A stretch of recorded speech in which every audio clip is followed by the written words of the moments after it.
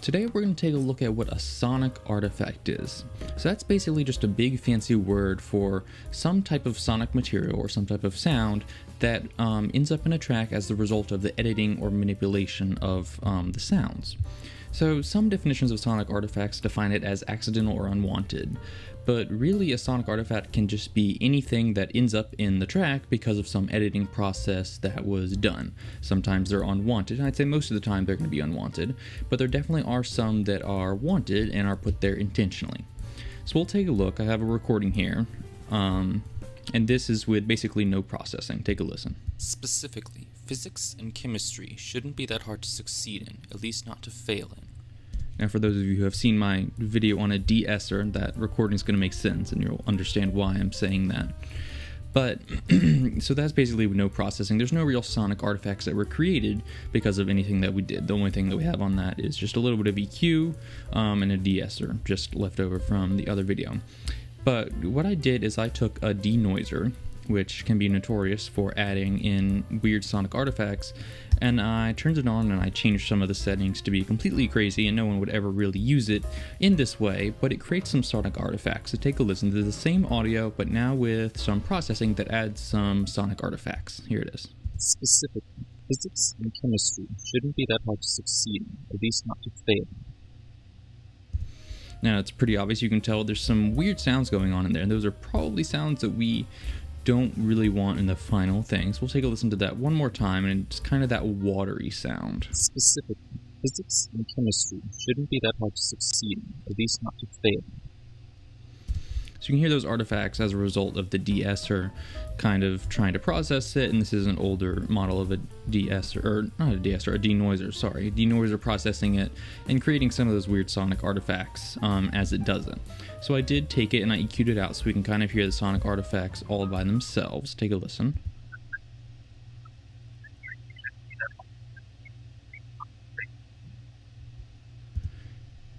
Play it again.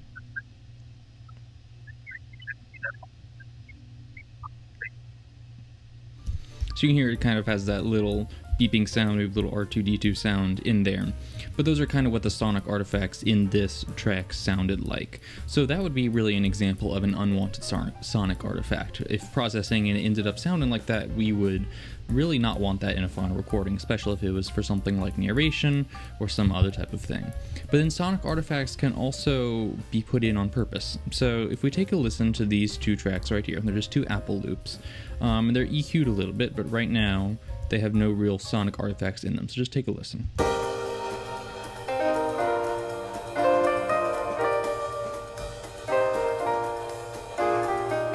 And then it just loops again.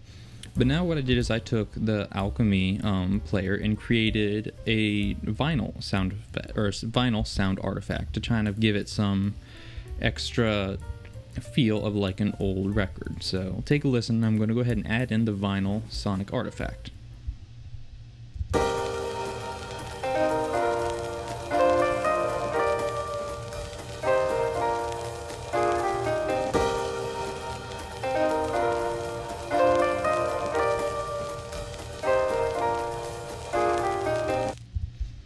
So that's just one example. That vinyl sound would be considered a sonic artifact because it is something that we did to the sound and that kind of would normally come in from processing. If you were creating a record on vinyl, it would have kind of that extra sound, and also because of the recording gear that was used back when vinyl records were a much larger phenomenon. But that is an example of a sonic artifact that would be desired if we were trying to create a track that sounded like it was from back in the 50s and 60s, or just wanted something that kind of had that retro feel, and we put the vinyl sound in it. That would be considered a sonic artifact because it's something that we put in resulting from the editing or changing of the sound, but it would be something that is desired. And there also are genres of music, glitch music and electronic music, that often purposely distort sounds and put in sonic artifacts as a part of the track. So sonic artifacts they have a very, very wide range, and these are just two examples.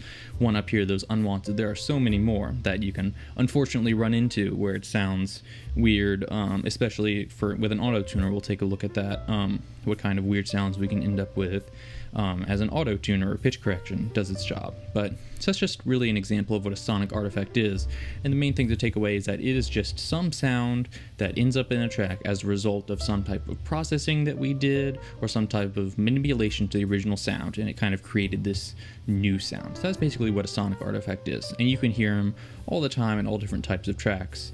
Sometimes they're wanted, sometimes they're not wanted, so it really all just depends on the application. As always, guys, have a great day.